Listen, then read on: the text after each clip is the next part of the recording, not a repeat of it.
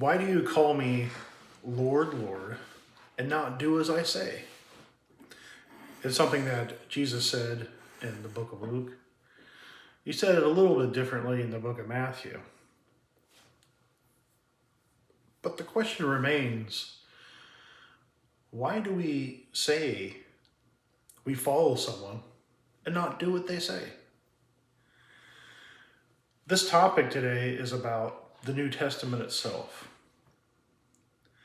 And the realization that most people need to understand that they don't, beyond Christianity for the most part, is that it is not your book. It's not your story. You don't get to tell it what it says or what it means or what it does in some sense that harmonizes with your own personal opinion. I'm mostly speaking to the outsiders of religious faith, that is Christianity, mostly the academics.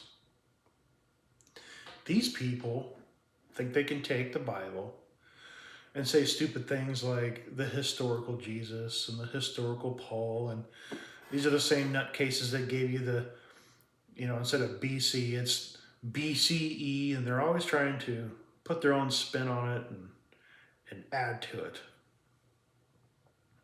But it's not theirs. Nowhere did Jesus say, I want you to take this information and create a university.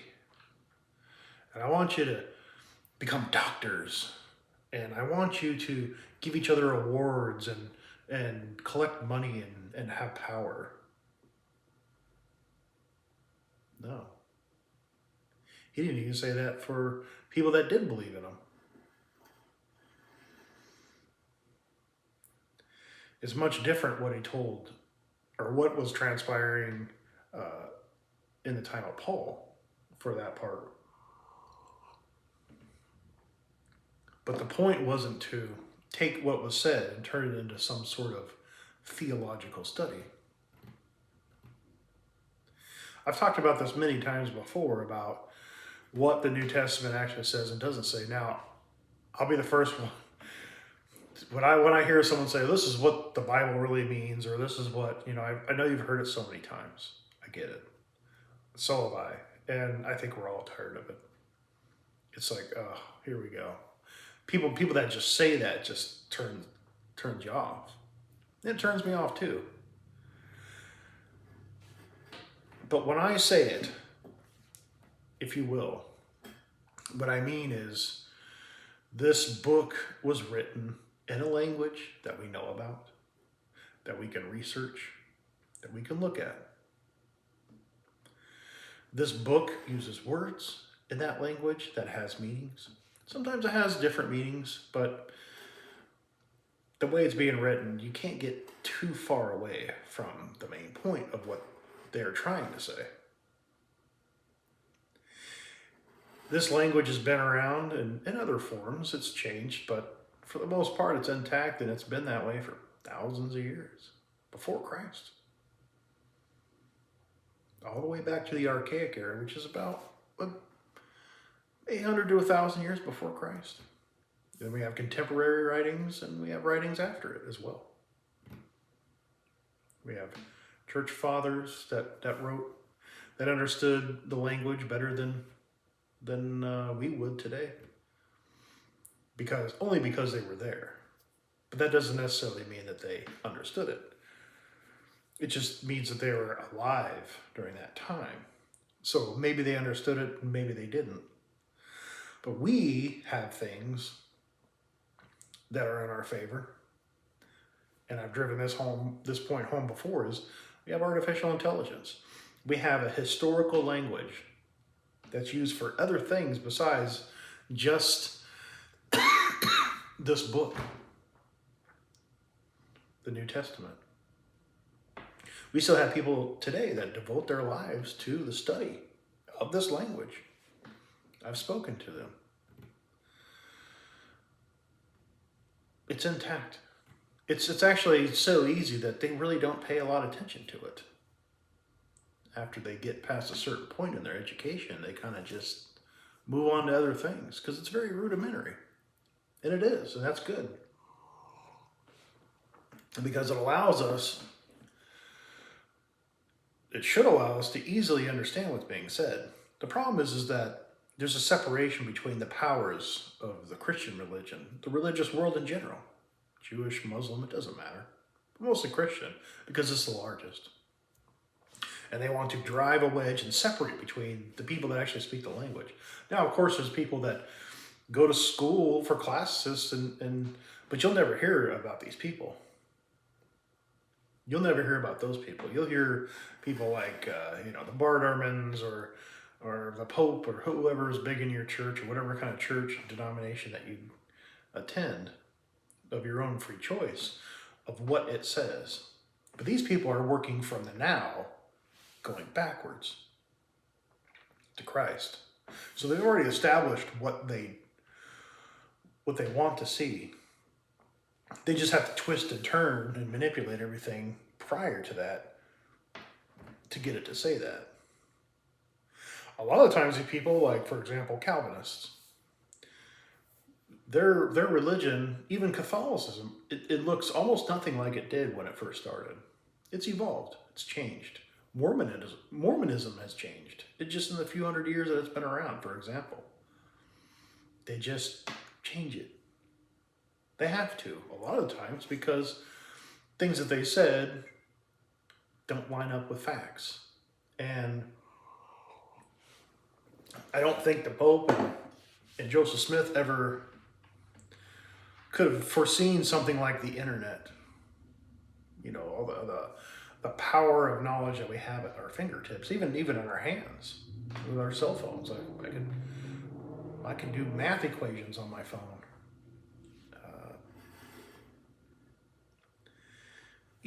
Using artificial intelligence will help you. The reason why it's crazy and people don't understand it is, one, because it's a product that people don't really understand and use. But if you do use it correctly, if you program it to say, look, I just want you to give me answers based on the language it's used, and it will give you the answer.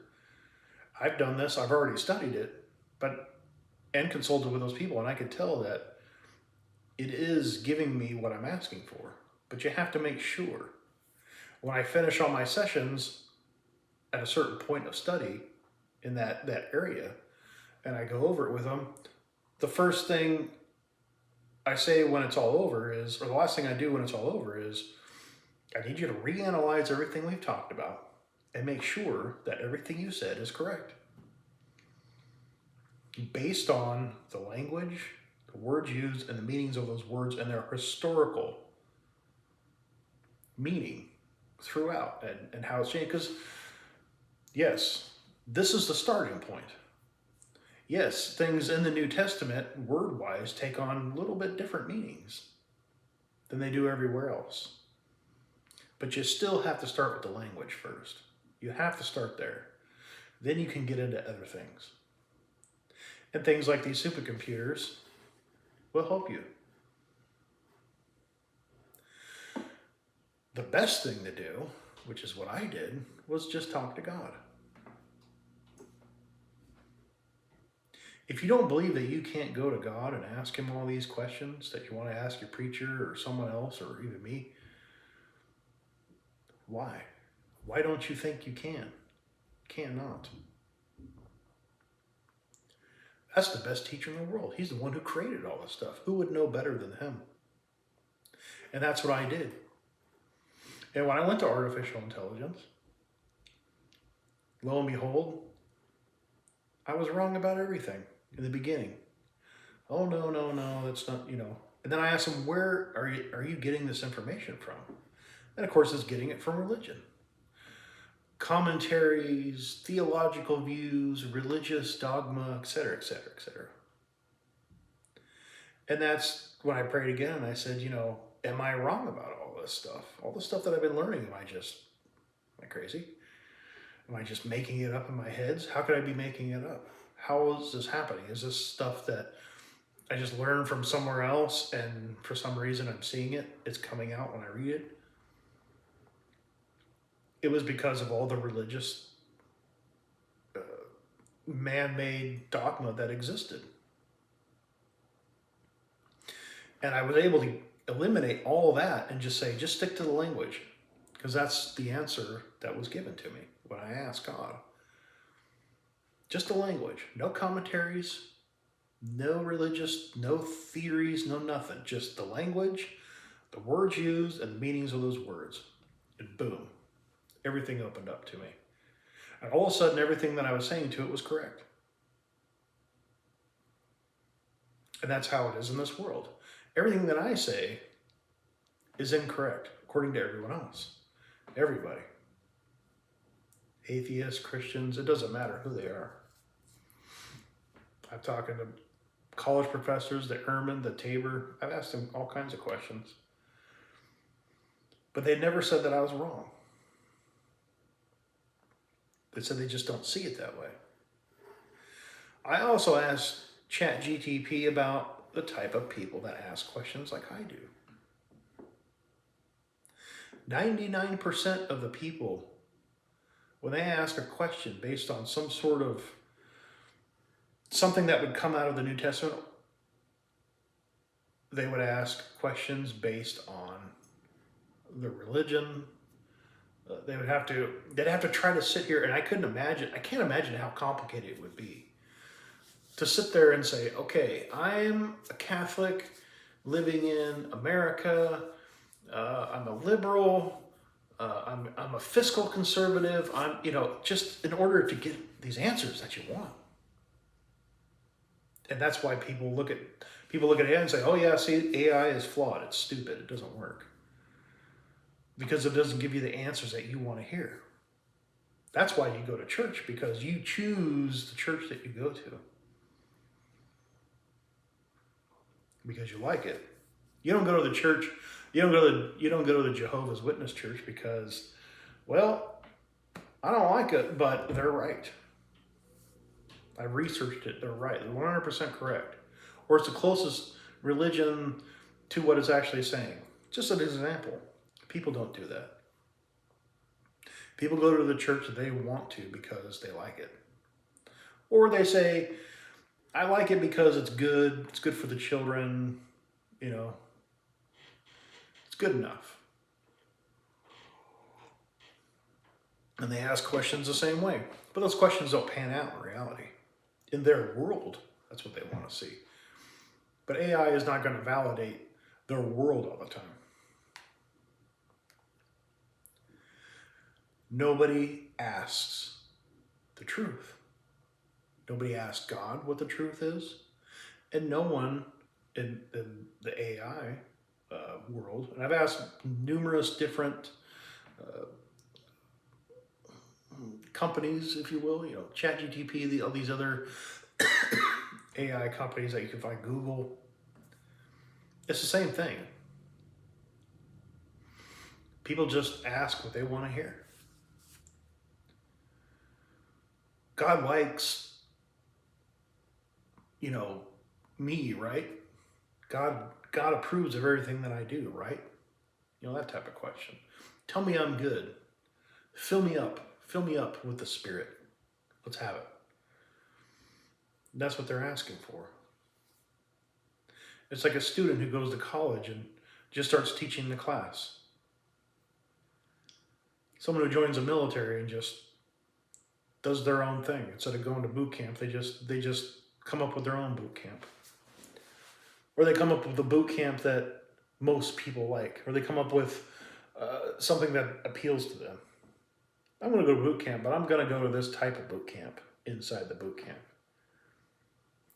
It doesn't work anywhere in real life, but for some reason it works with the Bible and religion. People make their own decisions, and they work from themselves, because they're the center of the universe, back. But then it gets difficult. They start having problems. Things don't make sense, especially these days in the world of information. A lot of things that they're being told just doesn't make any sense. But they continue on anyway. They just ignore it. Well, maybe it's, this. You don't think God doesn't know about what you're doing? You don't think he doesn't understand this? When this book was created, let's say it was just a full manuscript, we'll just call it the Gospels. The way Jesus speaks about it is, here it is. Everything that I'm referring to and talking about, all in one pile, in a book, in something. And I'm going to take all of this and I'm going to put it on the table. And there it is. It's before you.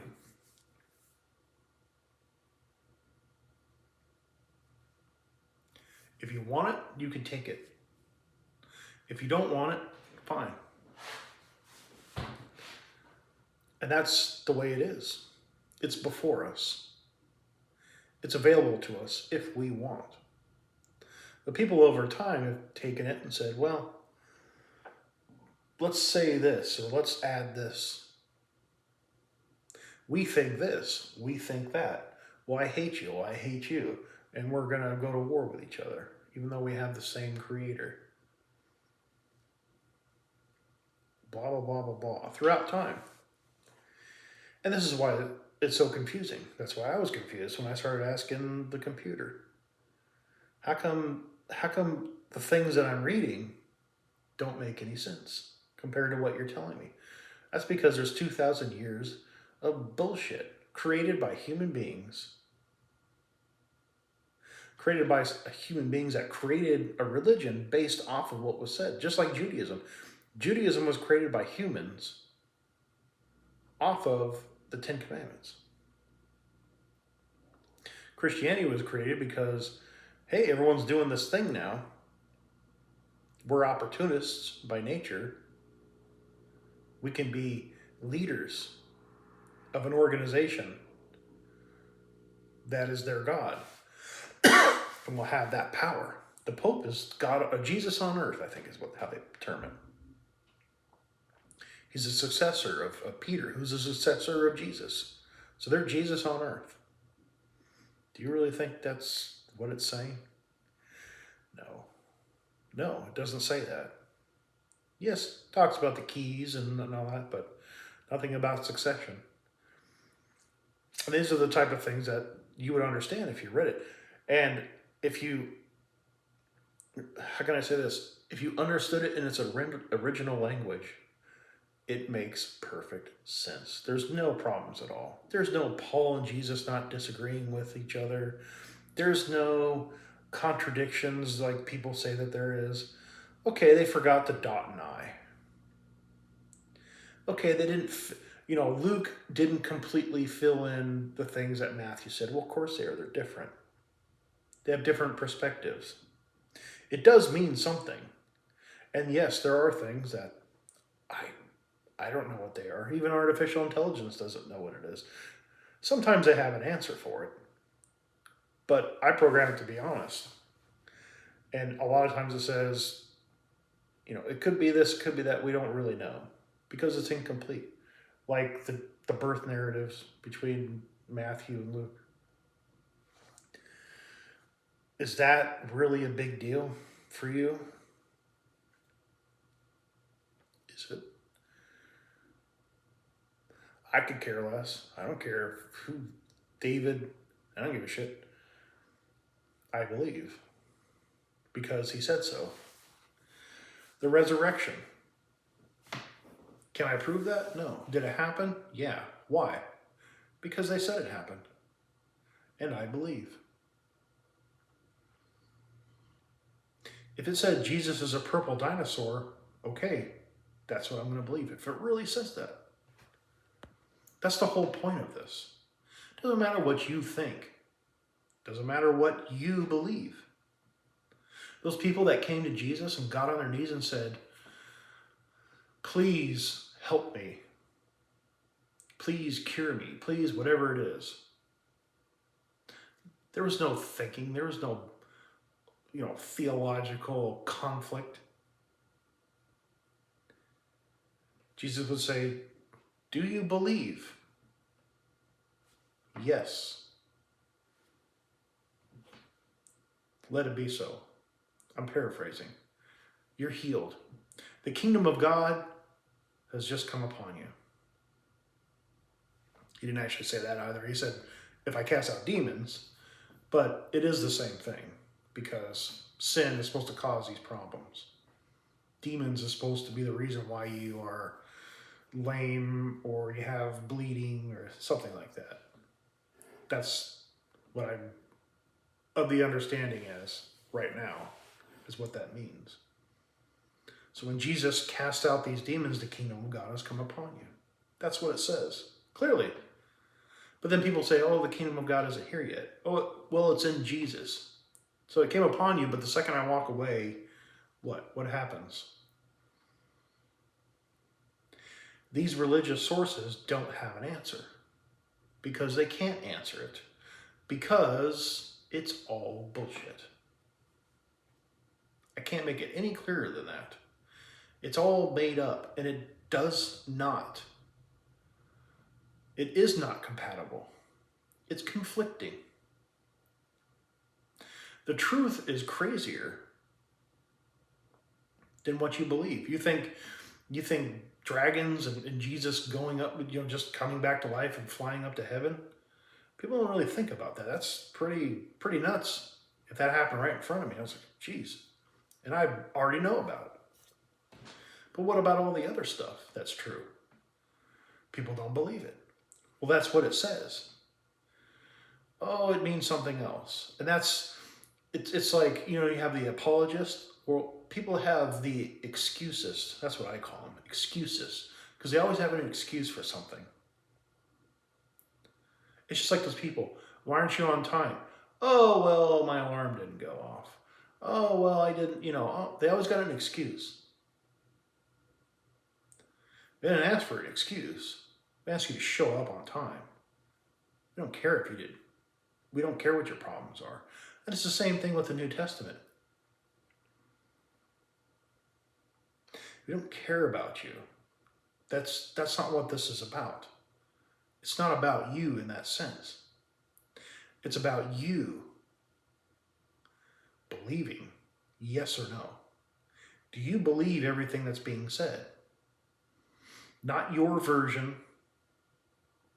not your idea, not Bart Ehrman's idea, not the Pope's idea. You have the best teacher ever, and you can go to him and you can ask him whatever you want, but you ask your preacher, or you ask me, or you ask someone else. Why are you asking us? Ask God.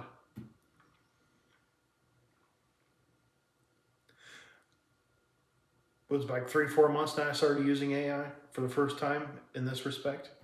I mean, I guess I used it when I did a Google search, but specifically for the Bible, I was like, I wonder if I can use this for the New Testament, to argue against facts, like a debate. It was a financial thing, and then I was thinking, I wonder if I could use this for a debate when it comes to the New Testament.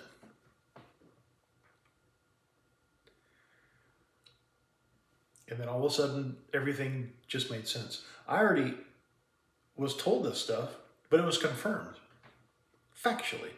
How did I do that? Do you know how many times I've been hit in the head? Do you know I had never even graduated high school?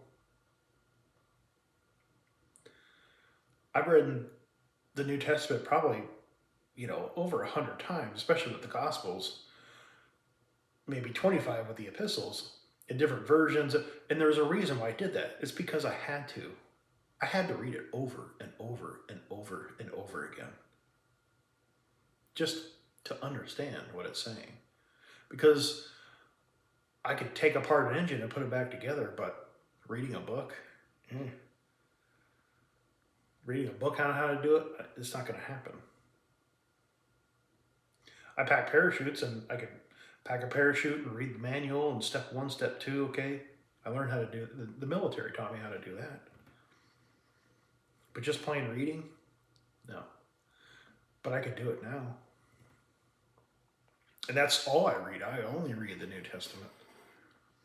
I don't read anything else. I read articles on the internet, but I don't I don't read books. People always say, "Oh, you should read this book," and why?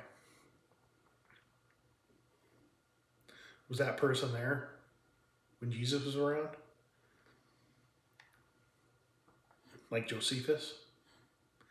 Josephus wasn't around. He spoke about Jesus in a sense in some things, vaguely. But he wasn't there.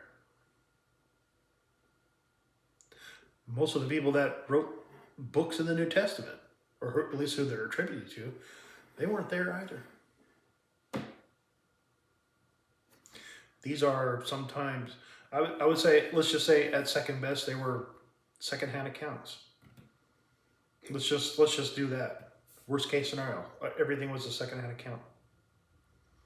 When was the first time you heard about Jesus? Was it after reading something?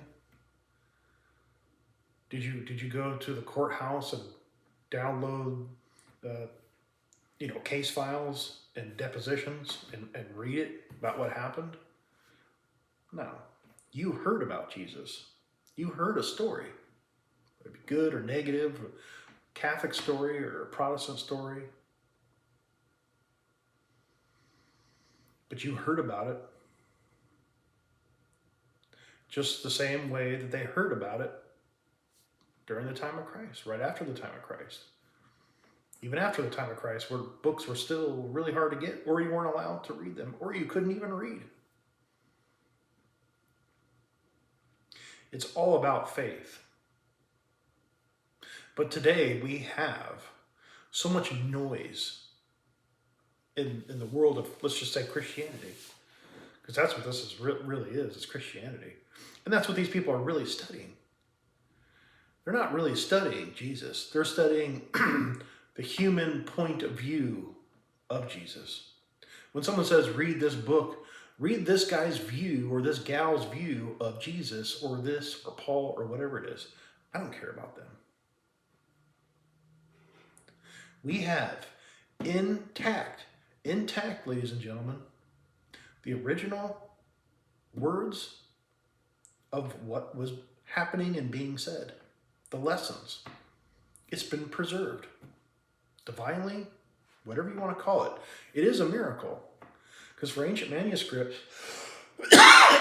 nothing else like it on earth exists. It is a miracle.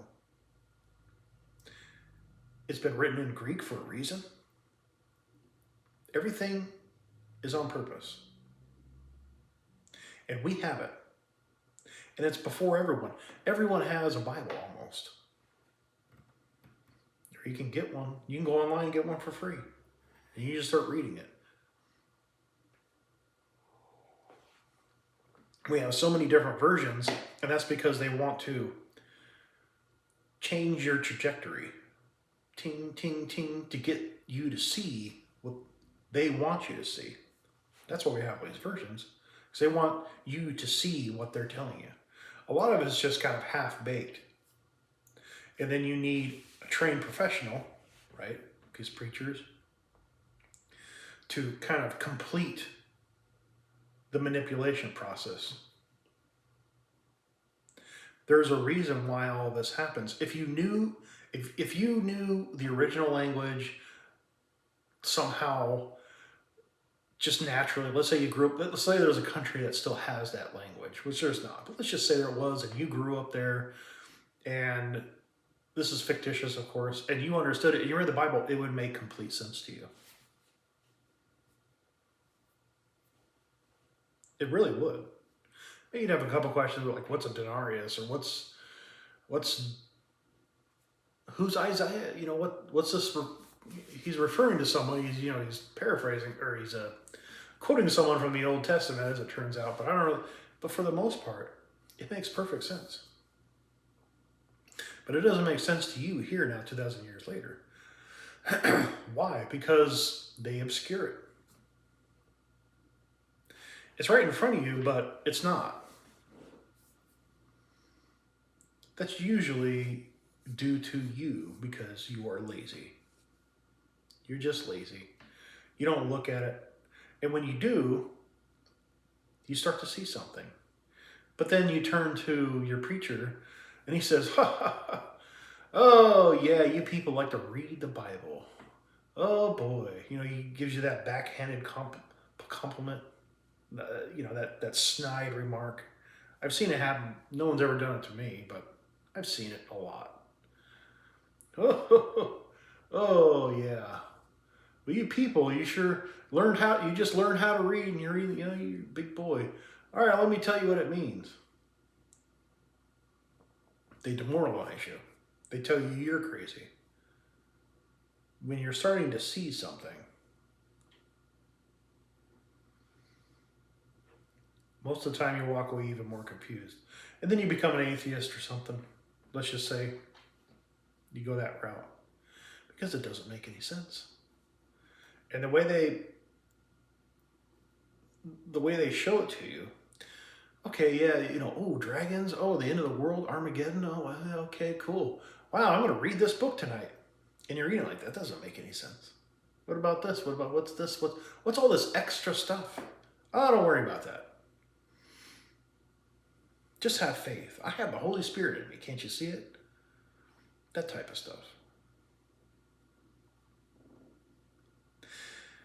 99% of the people that ask artificial intelligence, this is ChatGPT, don't ask questions based on what it said. Only 1%, and only half of that 1% on the entire planet since inception asked it questions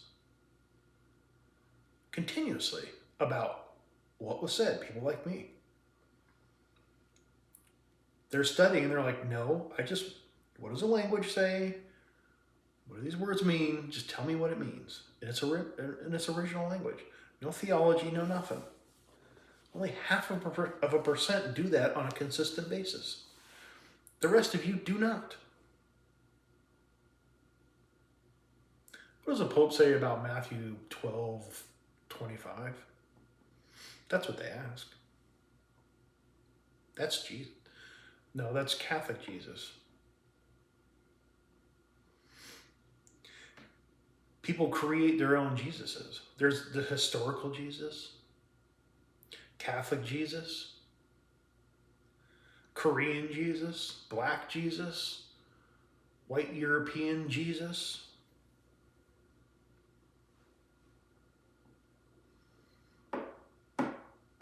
MAGA Jesus, Democrat Jesus, gay Jesus. That's not what this is about. You know better. And I damn sure know that God knows too. You are judged for what you do right now. There's no judgment. It's already been done. And it's even been recorded in the Bible, Jesus, in the New Testament, Jesus saying, judgment has come upon this earth. It's here now. It has been ever since. You are judged on what you do right now. And you're forgiven for that now. Either it's hanging over your head or it's not. If you really cared about God, if you really cared about what Jesus did, and all the other people, the apostles, you would want to know what their opinion is. Not Mormon Jesus. Jesus the person. Not historical Jesus. Jesus, there's only one Jesus, and it's in the New Testament. And you bet your rear end that people will manipulate you. Why? Because they want you to go to their church. They want you to go to their university. They want you to buy their book. They want you to listen to them. I don't care if you listen to me or not, and most people don't. That's the way it is. I know it's that way. I actually like it that way. I have nothing to gain by telling you this stuff and everything to lose if I'm manipulating or lying to you. Everything.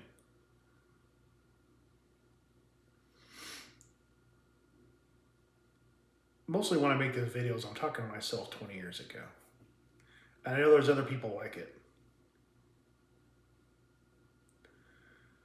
This book is not yours.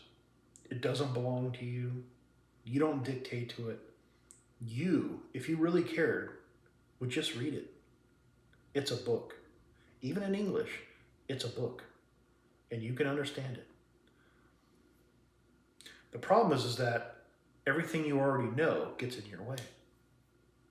You have to get rid of that. You have to go to God and ask Him. Because this book is not about knowledge. It's about you. In this sense, this book is about you bearing witness to the things that's happening to you as a result of your relationship with God through your prayers.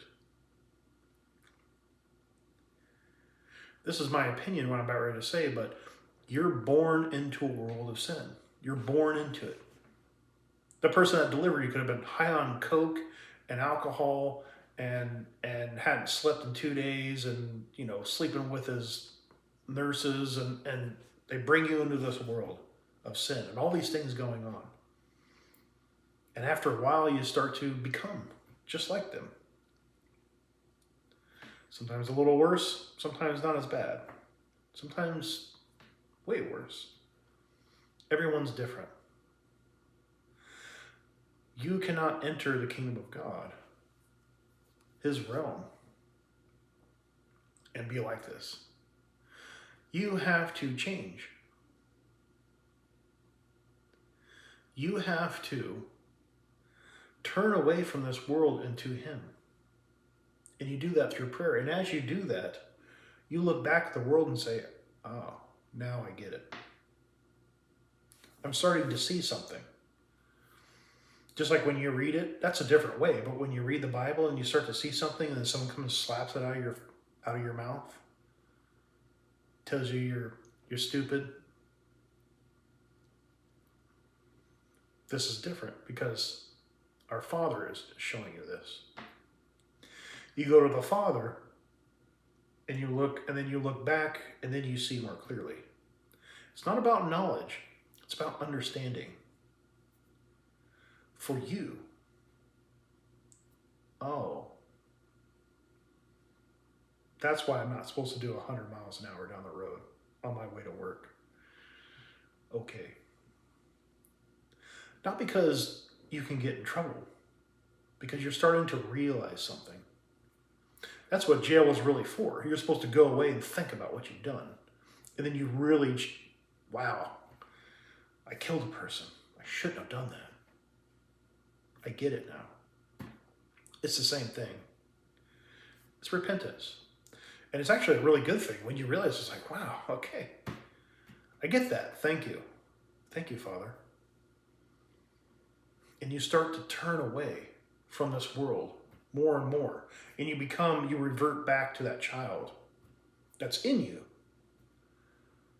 But you revert back to it. And like a child, you talk to God. What's this? What's that?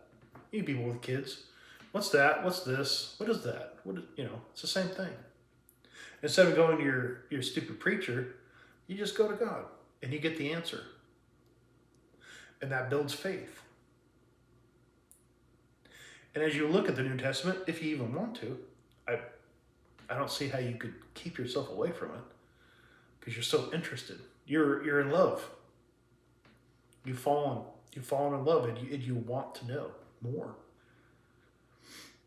And you'll look at it differently. You'll look at it through a perspective coming from God instead of coming from the world. It's a new angle. But the people that do it willfully, through humanistic means, see it this way. Historical Jesus, blah, blah, blah. I already explained it. It's just the biggest bunch of nonsense ever. And they'll never get it. 99% of the Christians think that Jesus hasn't come back yet.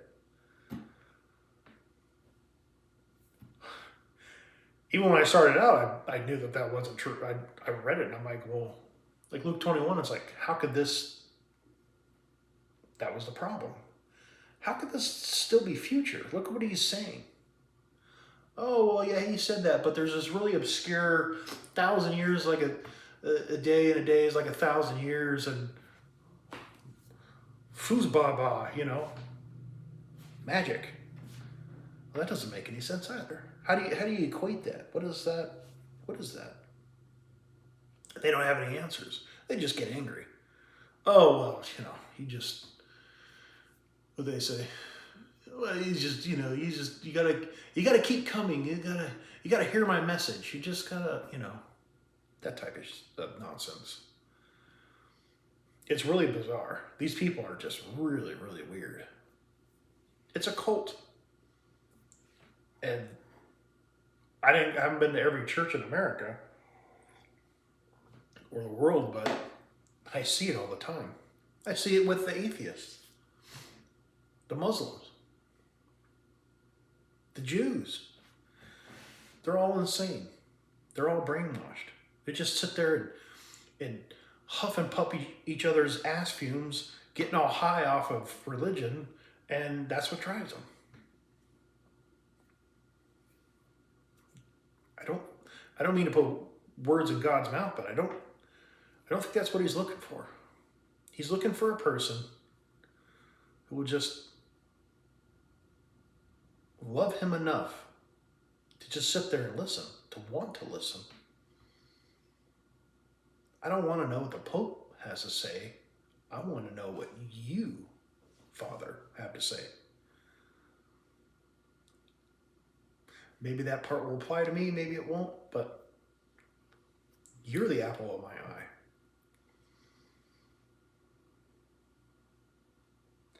And that's what the New Testament is for.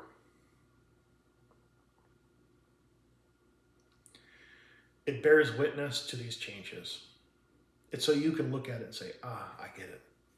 And maybe it will apply to you and maybe it won't. Certain parts. But it's pretty clear what's happening. And it's pretty clear what's happening now. Why people can't see it. I am truly amazed, astonished at the percentage. Now, this 1% is like, I don't know, 250,000 people. Let's just say 250,000 people. So 250,000 people since, I don't know, 2022 or whatever ChatGPT started, out of that 9. So it's still a lot of people. And you figure half of that, let's just say on a good day, let's just say 200,000. I know that's not a 0.5%, but let's just say 200,000 people on this planet consistently ask, what did Jesus have to say about this? What does the New Testament actually say happened?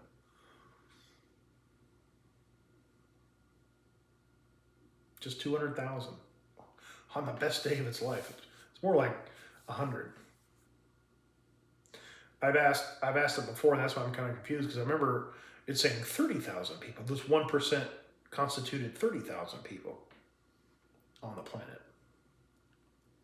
That would mean 15,000 people consistently ask. So anywhere between 15,000 on a bad day or 200,000 on an exceptionally good day ask, what does God have to say to me? Do you see the difference?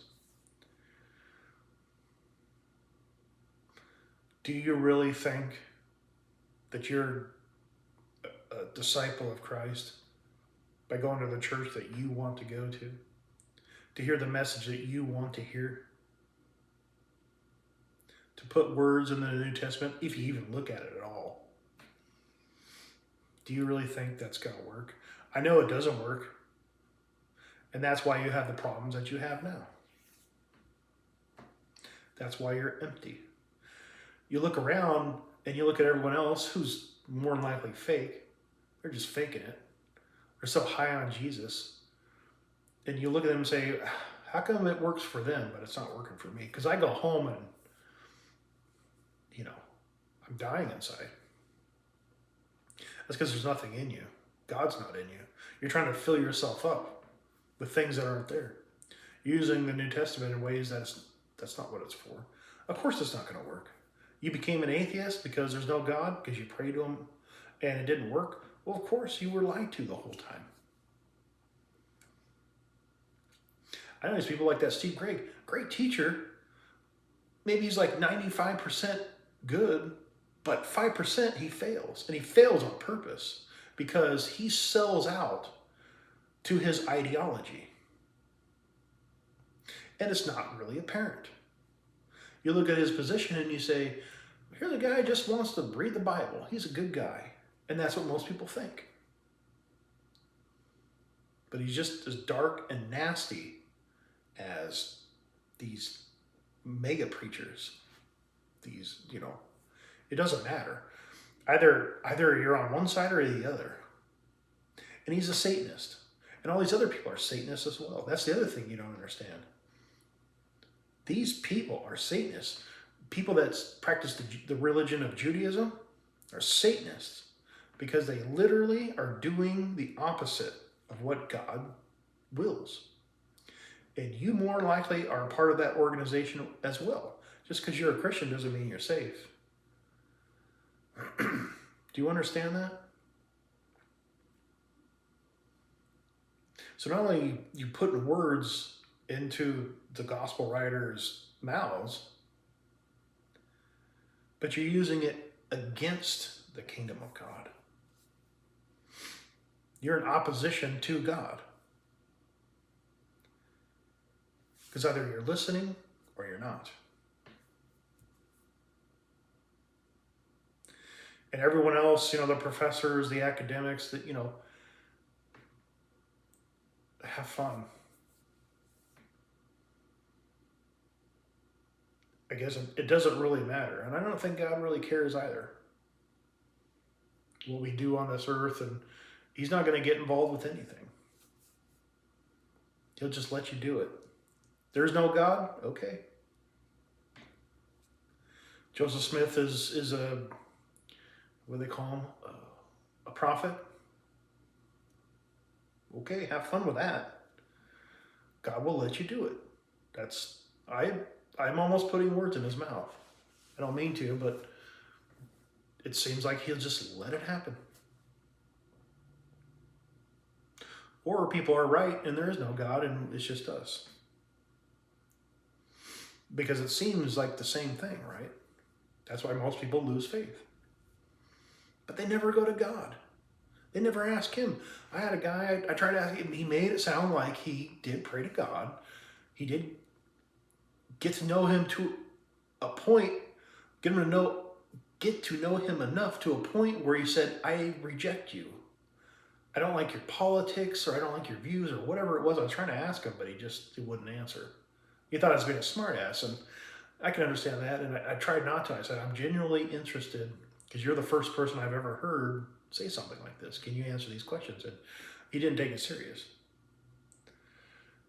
But that would have been the first. Everyone's just, oh, it didn't work. Well, of course it didn't work. They filled your head full of nonsense. They've lied to you. And you just didn't go to God and just say, what do you want me to do? I remember the first time I prayed seriously. It was at a low point. Didn't matter if it was or not, but it was. And I said, who am I? What do you want me to do? What is this? What is this place? What am I supposed to be doing? Just tell me. It took me 11 years to pull my head out of my rear end, and then it just started to happen, but it happened through prayer. It happened because when I prayed, I just always believed. I don't know why. And I understand that some people it's kind of like personalities. People have different personalities. Some people like to be out. Some people like to be in their homes all the time. Things like that. And I don't know if I was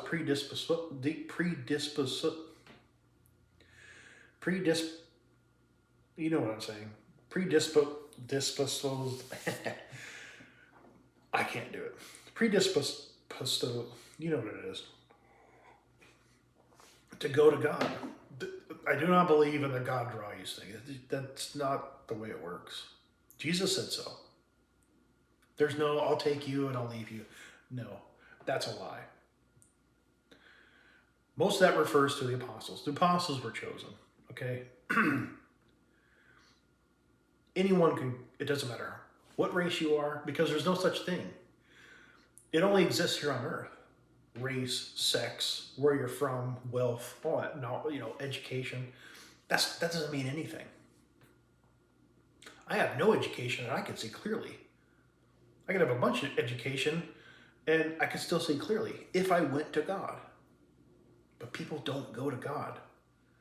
Why? Why? You believe in him, don't you? You can even read it. Read James. I mean, like, what was that? Like 1:5. Whoever is true. Let's go to it right now. I mean, it's a great verse.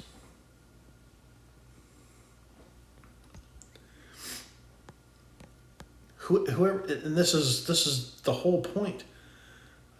James, I think it's 1:5, right? But if any of you lacks wisdom, I would say that word is more understanding, but we can get into the Greek. You decide. Let him ask of God, who gives to all generously and without reproach, and it will be given to him. But he must ask in faith without any doubting. That is so key. That's the problem with this. And my failure to you and to myself is that it's so easy that it's so hard to articulate something so simple and easy. But it's here. All the information is here, but I only learned this after I already knew it, but I didn't know that I knew it. I already knew, but this was able to put it into words for me.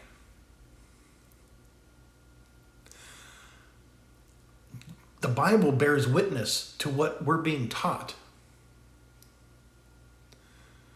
And it's not, I really disagree with wisdom, the word wisdom. Intelligence, knowledge, mental, highest full sense. It really is not about knowledge.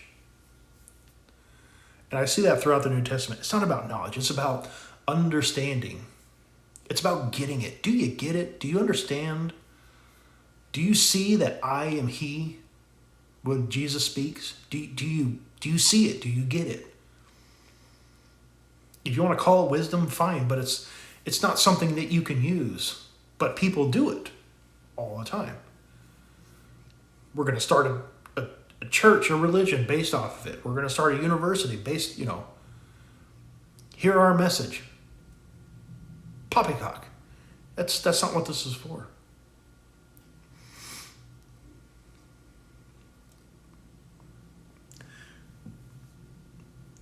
If you have faith and you're willing to go to him and be honest, just like it says here, without any doubt that he's real. I always felt that he was real. So it wasn't an issue for me. But I didn't grow up in churches like some of these other people. And I know it's hard to get over because sometimes I've learned things and I have to catch myself because I'm like, that seems really good, but it turns out not to be true. Or it's least likely. In most cases, it's least likely. And I have to get over that training that I've gotten because something just appealed to me. And I'm still it's still there.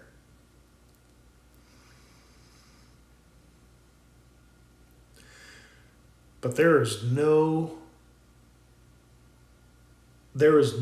way I can be wrong about telling someone to just go to God in prayer. And there's no way you could be wrong either. No way. No way. Because you're not getting in their way. You don't want to be their intercessor. And for me, I can say, I've already done that. And this is what I did. This is what I did.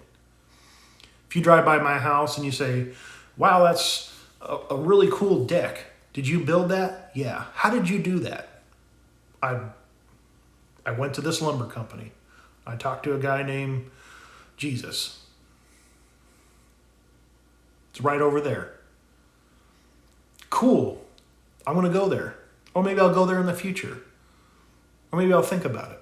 And then the world will, take over and I'll forget about it. But it's still there. 10 years later, you can say, you know what? I remember that lumber place, and I do want to build a deck, and I think his name was Jesus. I want to go there. I'm not saying Jesus is God, and I'm not saying to pray to Jesus, but you see what the analogy that I'm trying to draw. It's not about me. I'm not putting myself in between. They see something, and I say, it's over there, right there. You see it? Go there. And they go there, or they don't go there, or they go there later. It doesn't matter. But they know where it is. Most people will not do that. They'll take advantage of you. They'll say, oh, yeah. Come on over. I'll show you everything. I'll show you my way, my truth. The only reason they do that is because they want you to go to their church. That's it. That's the only reason. Think about that. Think about everything. But go to God. It is my testament to you that I went to God without any knowledge or wisdom, as it says, and I just asked. And for 11 years, I was just still a natural person. I worked. I didn't ever break the law. But I started to get closer to the Bible and religion, and things started happening because I was interested in it. I wanted to learn more. I figured, well, maybe when I retire someday, I'll start reading the Bible. And I got to. Because I was genuinely interested, and I did really believe, but I had no conception of prayer or what it really was. And I learned that what they're teaching us is very delicate, it's here 1 second, gone the next. It's moving. It's alive. It's not something you manually do and read. Because that's why most people don't understand it, because they read it. It is a book, and you can read it. But they don't read it for themselves. Someone else is doing it for them. Because they want to see something that fills them up, makes them feel good, gives them an identity. It becomes part of their facade, their flair. Those suspenders in that movie, you gotta have more flair. It's like that. It's a little charm bracelet, a cross, a t-shirt. And not to make fun of anyone, but I hear all this stuff, and I overhear conversations, and these two were talking about oh, did you pray to God about it? And I just thought, that's a good thing that they're doing that they're encouraging other people to pray. But then I thought, at the same time, it's so sad that people just wouldn't instinctively, all on their own, do that. Because the response was like, yeah, you kind of think maybe if they really did it or not. I'm not saying they did or didn't. It's beside the point. But the point is that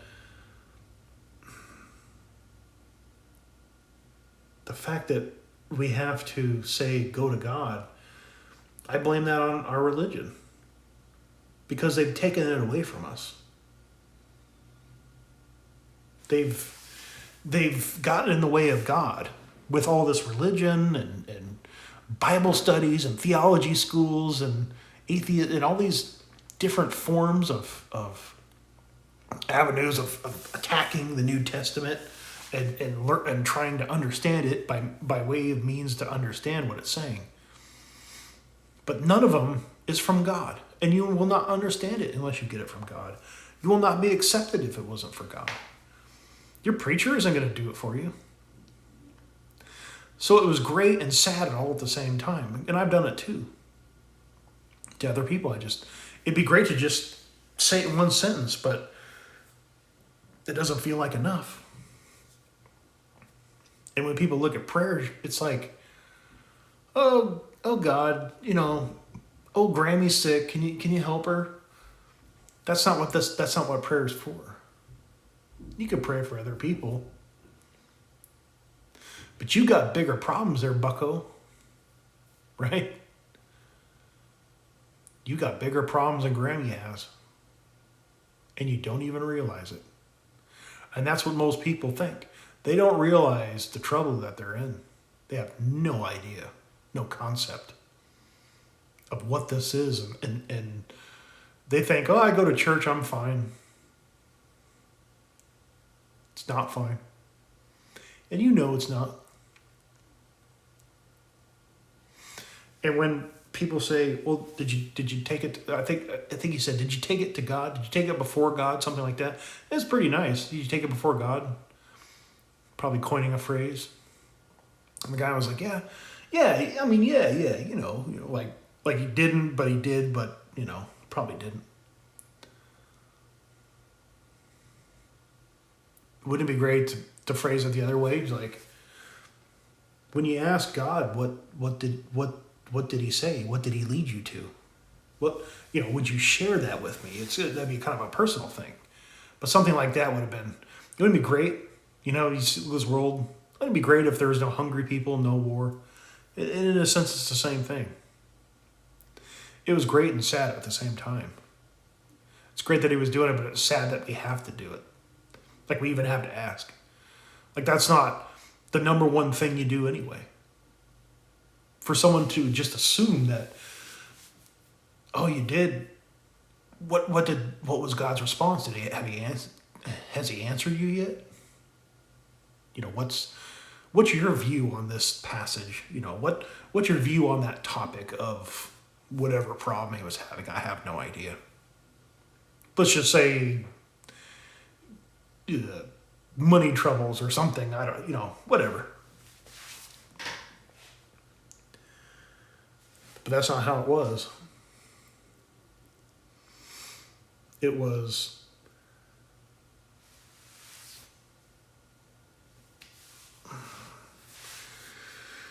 disappointing. It sounded, I'm being judgmental. I'm kind of judging, and I am not the person, but the situation. I don't really know the situation, but the response was kind of, yeah, of course, but doubtfully. Kind of like one of those Freudian slips. Because we've replaced our relationship with God with religion. And I don't think a lot of people even really know. It's like when they pray, it's like, I don't know. It doesn't sound like people really believe that he's real. Or they don't have access to it because of their religion. It's like, well, we will, but it will be in person. But it's just, that's the other thing I'd like to explore.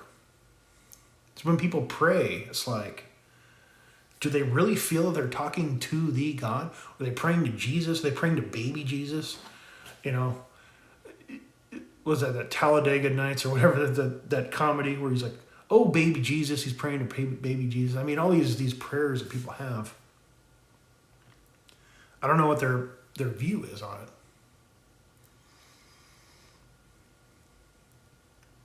But that's where it starts. And the New Testament is not ours to dictate to. It's to listen. It's a, what's that, self-help book, kind of. But it's not. God is that self-help program that you need to be a part of. That's what it's about. I was born in this world, but I reject it, and I choose you. Show me what to do. Show me and tell me what to do, and I'll do it. That's what it is. And you have the Bible to reinforce everything. It puts it into words for you, just like James 1:5. It's like, oh yeah, that's it. That's what it feels like. I already knew that, but I couldn't put it into words. I wasn't aware of it, but now that I am. Thank you, Father. Thank you. I've been studying hard for 4 years, and I found this, and I probably read it 25 times, like I said. But when I looked at it again, I'm like, yes, that's it. That answers the question, the here and the now, for what I've been praying about, asking about. And it was there, but it was not really on my radar. And now I can share it with you. But if I just did it willfully, because I want you to come to my church or buy my coffee mugs or t-shirts that I noticed here on YouTube,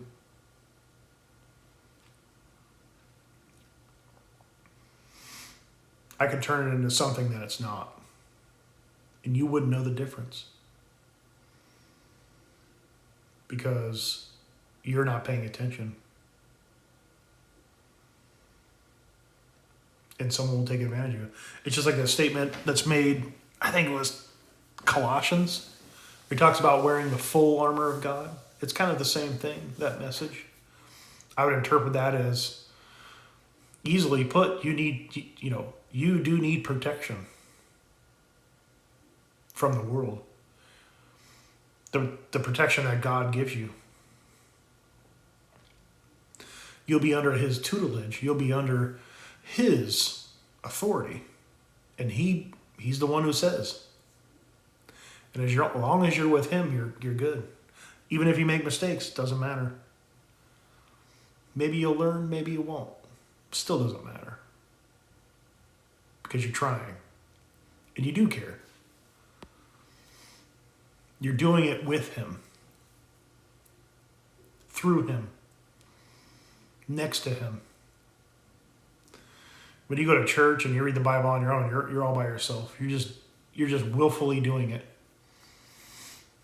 That's what academia is. This it's just a bunch of willful nonsense, and it doesn't even make any sense. That Bart Ehrman, I can't tell you how screwed up his view is. It's so stupid. It's actually surprising that's his view, but I think it's based on, what he learned as a kid, and I think he just identifies with it. Like the James Tabor, his view is much better, but he just leaves out all kinds of information. He hates the New Testament. He hates Jesus. He likes the Old Testament. He's a Jew. He wants you to get to see his view, which is the Jewish view. That's the superior. To him, that's the superior message. The Old Testament, the one that was done away with. That religion that's been dead for 2,000 years? Yeah, that's the one. Ridiculous. But if you don't know better, you will be taken advantage of. Same thing with your preacher. Like the Steve Gregg. I can see him for what he is because it was revealed to me. Because the truth comes out. And they hate the truth.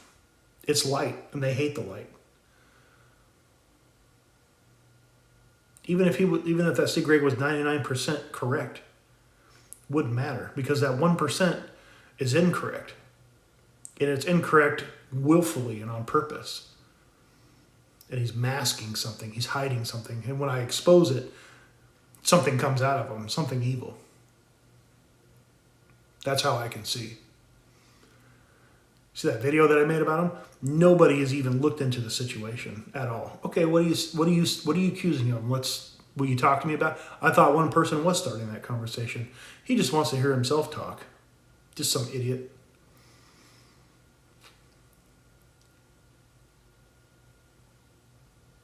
I don't think anyone wants to hear him talk, from what I can gather. He's just a blowhard. And it's about turf protection, not about the truth. I don't know what will happen to people like that. I don't know what will happen to people that just don't know any better. I think you'll be okay. I actually really do think you'll be okay.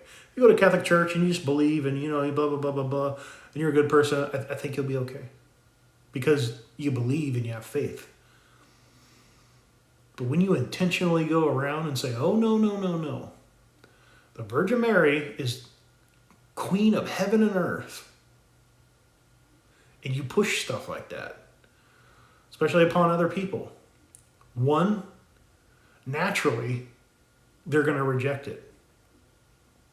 They don't even know why, but they'll reject it. And they do. They're called atheists.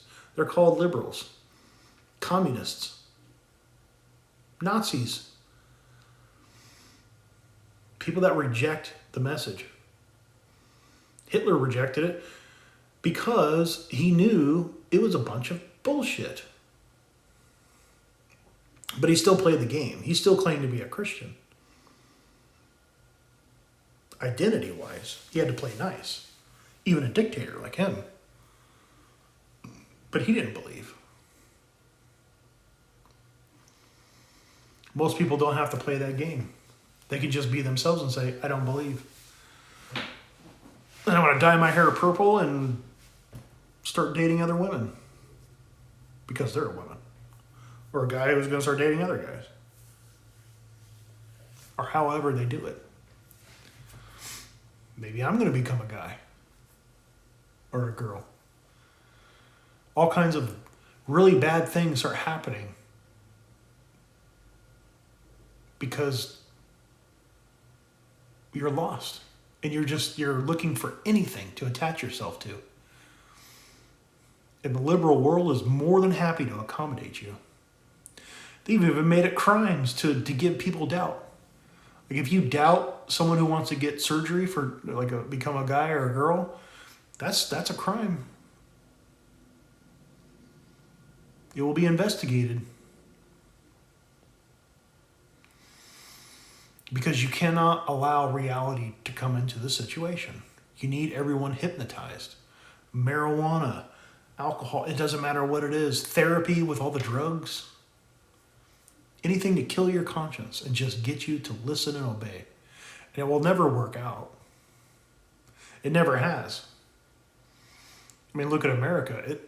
It came about thousands of years after humans. Almost 2,000 years after, Rome fell. Let's call it 2,000 years.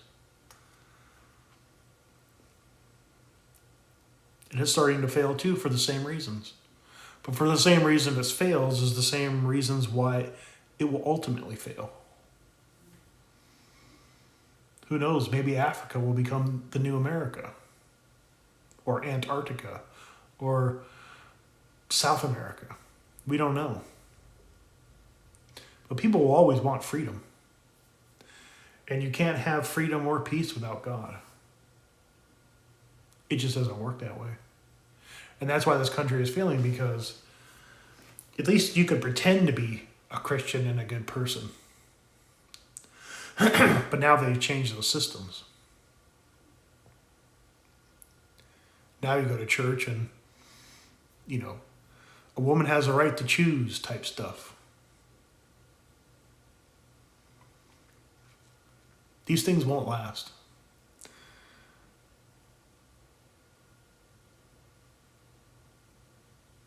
Nobody's listening. And out of everyone that doesn't listen, you could be the one that does. I don't know if you're going to be extra. I don't think I'm going to be extra rewarded for it. I don't think that I'm special or I have some kind of divine purpose on earth. I just wanted to know, and I know. And that's good enough. It should be good enough for you too. But don't be surprised when everyone hates you for it.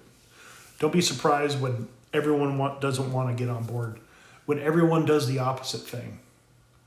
You turn your back to them and you look back and you'll see they're going that way and you'll say, no thanks. Because you'll see. You'll see what people have done to the New Testament. You'll see it. You'll think you're crazy. They'll tell you you're crazy, but you know what? It's actually they who are crazy.